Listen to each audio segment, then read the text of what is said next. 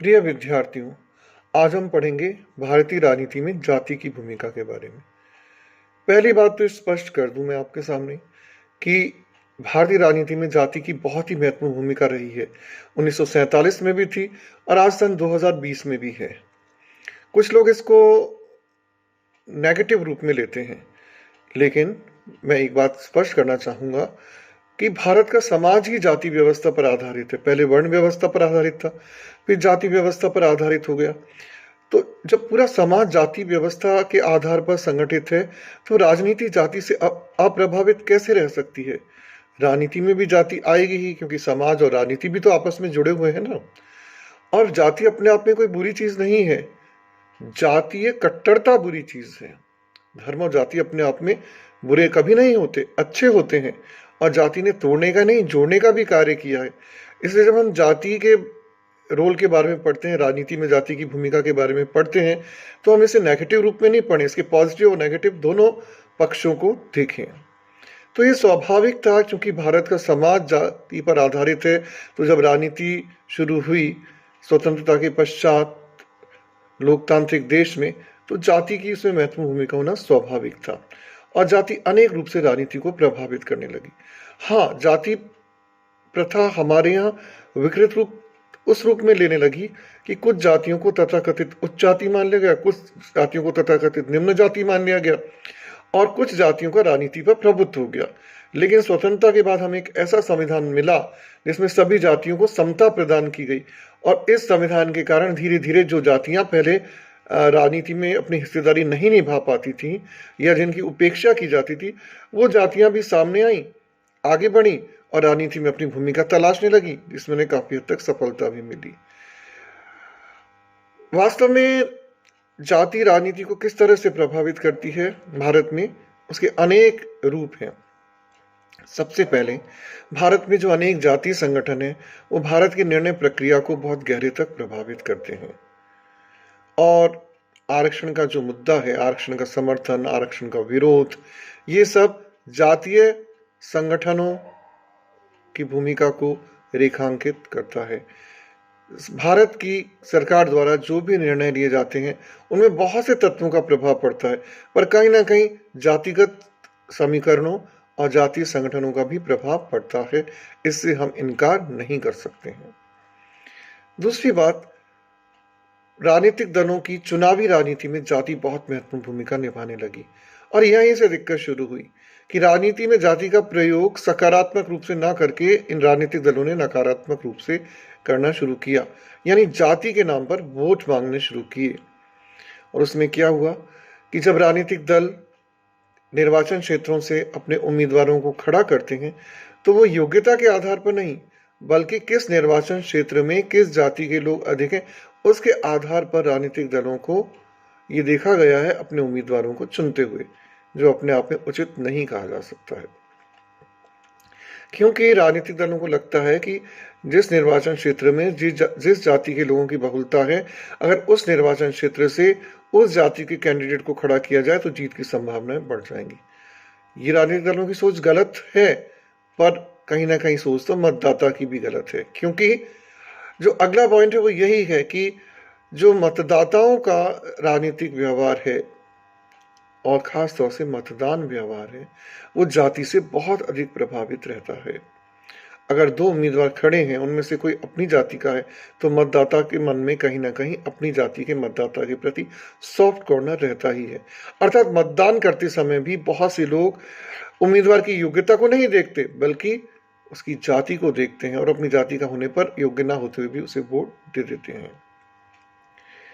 इसके अतिरिक्त हमारे यहाँ प्रशासन में भी जाति की भूमिका रही है। ऐसा नहीं है कि प्रशासन में जाति की भूमिका ना हो, जबकि प्रशासनिक अधिकारी जो होते हैं उन्हें निष्पक्ष रूप से अपना कार्य करना होता है। लेकिन कई बार हमने देखा है कि कई प्रशासनिक अधिकारी जातीय तत्वों से प्रभावित हो जाते हैं, जो उचित नहीं है। इसके अलावा जाति का हमारे राजनेता पल पल पर ध्यान रखते हैं।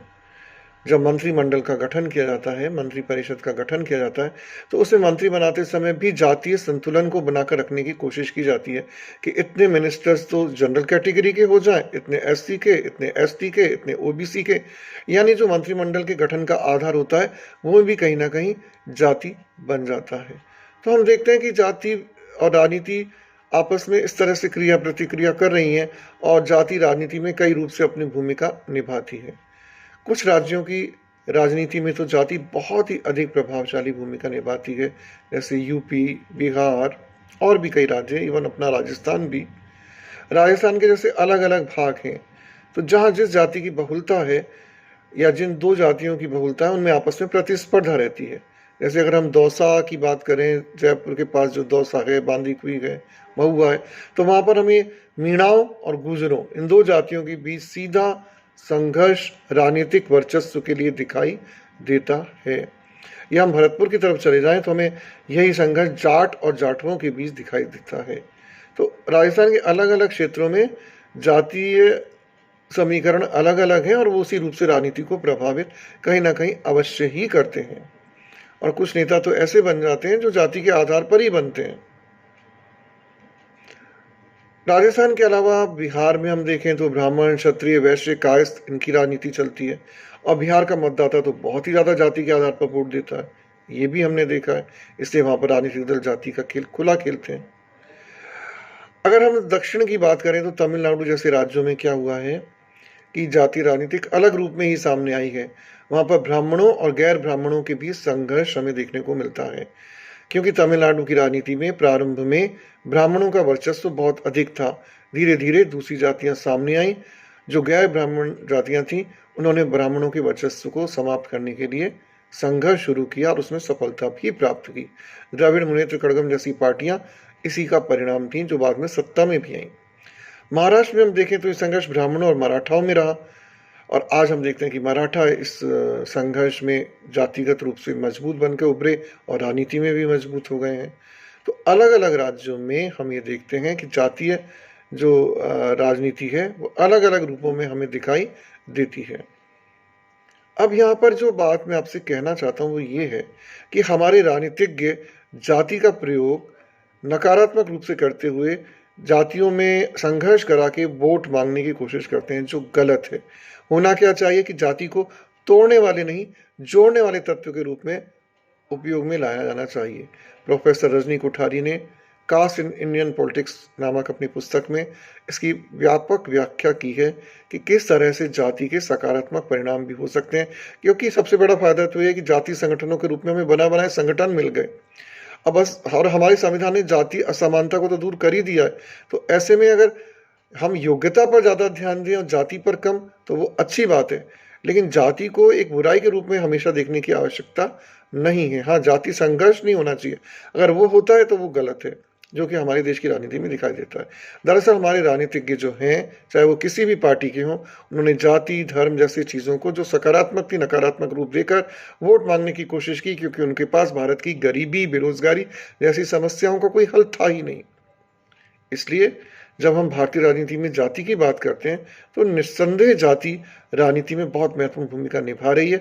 आवश्यकता बस इस बात की है कि इस जातिगत राजनीति को नकारात्मक से सकारात्मक की ओर हम कैसे ले जा पाते हैं, क्योंकि जहाँ समाज में जाति के बंधन ढीले पड़ रहे हैं, वहाँ राजनीति में हम देखते हैं कि जब चुनाव होते हैं खासतौर से, तो जातिगत समीकरण बहुत ही मजबूत बनकर सामने आ जाते हैं। तो हम इस बात से इनकार कर ही नहीं सकते कि जाति कल भी हमारी भारतीय राजनीति में महत्वपूर्ण भूमिका निभाती थी, आज भी महत्वपूर्ण भूमिका निभाती है और आने वाले समय में भी महत्वपूर्ण भूमिका निभाएगी। हाँ, इस जातिगत राजनीति का अलग-अलग राज्यों में अलग-अलग रूप देखने को मिलता है। लेकिन हमने ये भी देखा है, खासतौर से लोकसभा के चुनाव में, कि अनेक बार मतदाता धर्म जाति से ऊपर उठकर और फिर एक लहर के नाम पर या राष्ट्रीय मुद्दों के नाम पर भी वोट करते रहे हैं। तो जाति एक महत्वपूर्ण तत्व है भारतीय राजनीति का, लेकिन इतना भी महत्वपूर्ण नहीं है कि अन्य तत्व उपेक्षित हो जाएं, क्योंकि अब राजनीतिक दल भी ये समझ चुके हैं कि केवल जाति के नाम पर वोट नहीं प्राप्त किए जा सकते।